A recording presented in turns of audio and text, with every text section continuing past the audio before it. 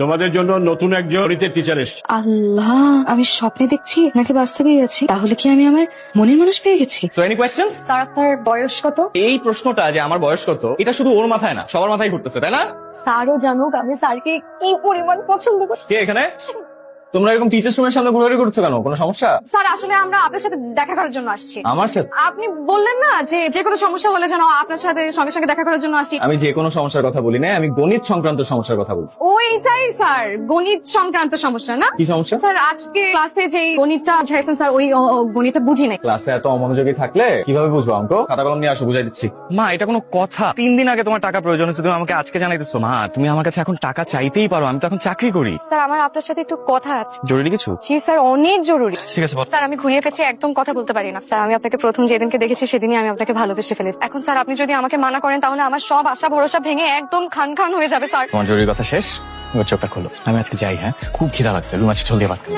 কালকে খুলে দেখা। স্যার, আজকে ক্লাসে আপনি আমাকে সবার সামনে এভাবে অপমান করে বের করে দিলেন কেন? তুমি অঙ্ক না করে খালি খাতা রেখে অন্যদিকে তাকাইছো। আমি তো স্যার আপনার দিকে তাকাইছি। অঙ্ক না করে আমার দিকে তাকা থাকাটা কি অপরাধ না? ভালোবাসার মানুষের দিকে তাকিয়ে থাকা কি অপরাধ না? দেখো মেয়ে, তুমি ওই দিন আমাকে যা যা বলছো আমি কোনো গুরুত্ব দেইনি, কিন্তু তুমি যদি এটা নিয়ে বাড়াবাড়ি করো আমি কিন্তু তোমার বাবার কাছে যেতে বাধ্য। স্যার, আপনাকে কষ্ট করে আমার বাসায় যে বাবার কাছে নালিশ দিতে হবে না। আমি এমনিতেও ডিসিশন নিচ্ছি যে আমার বাবার কাছে সবকিছু খুলে বলবো। কি বলে দিবা? বলবো যে আমি আমার ভালোবাসার মানুষকে খুঁজে পেয়েছি, তাড়াতাড়ি আমাদের দুজনের বিয়ের ব্যবস্থা করো। তোরই আমার একমাত্র মেয়ে, ওর কোনো চাওয়াই আমি অপূর্ণ রাখবো, এটা অপূর্ণ রাখবো। আপনার কোথাও একটা ভুল হচ্ছে। আমি তরিকে নিয়ে এরকম কোনো চিন্তা ভাবনা একদমই করছি না। বিয়ের সাথে এভাবে সম্ভব নাকি? তুমি আমার সবকিছু জেনেও বলছো সম্ভব না, তাহলে কি আমি সম্ভব করবো? আপনি কিভাবে ভাবলেন যে আপনার টাকা পয়সা পাওয়ার এসব দেখে আমি তরির এইসব ছেলে মানুষের প্রশ্রয় দিই? তরি যা করছে এগুলো আবেগের বশে করছে। ওর সামনে এত ভালো একটা ফিউচার পড়ে আছে, ওর সামনে পরীক্ষা। আপনি বাবা হিসাবে এইসব ছেলে মানুষের হয়তো প্রশ্রয় দিতে পারেন, কিন্তু একজন শিক্ষক হিসাবে আমি তা পারি না। এরপরেও যদি আপনি উল্টাপাল্টা কিছু করতে চান, আমার বিশ্বাস এই দেশে আইনের একটা ব্যবস্থা। আরেকটা কথা, আমি যদি তরিকে কখনো ভালোবাসবো ওর জন্য, আপনার এই চেয়ার বা ব্যাংক ব্যালেন্স থেকে।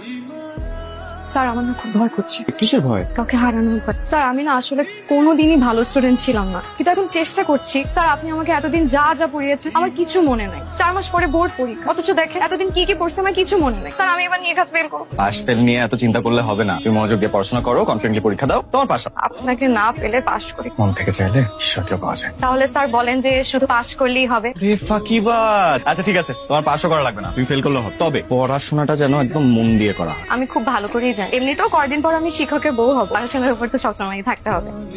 এই কি করছো? কি করলা? স্যার, শুভ কাজে যাওয়ার আগে মুরব্বীদের দোয়া নিতাম, অতটাও মুরব্বী। কিন্তু আপনি আমার স্যার, আমার মেন্টর, আপনার দোয়া আমার সবার আগে। ঠিক আছে, তবে দেরি হয়ে যাচ্ছে।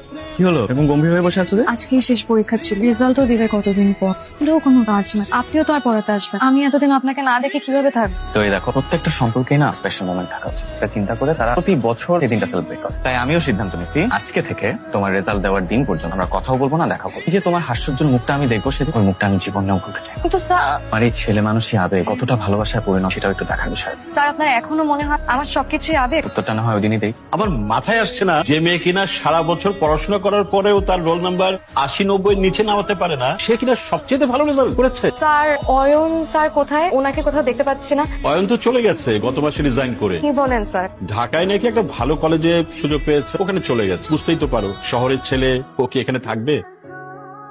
গত 20 দিন ধরে যে সকাল থেকে সন্ধ্যা পর্যন্ত যে এই স্টেশনে দাঁড়ায় আছি, এইভাবে কি একটা মানুষকে পাওয়া যায়? স্যার, আমাকে একটা কথা সবসময় বল, মন থেকে চাইলে নাকি আল্লাহকেও পাওয়া যায়।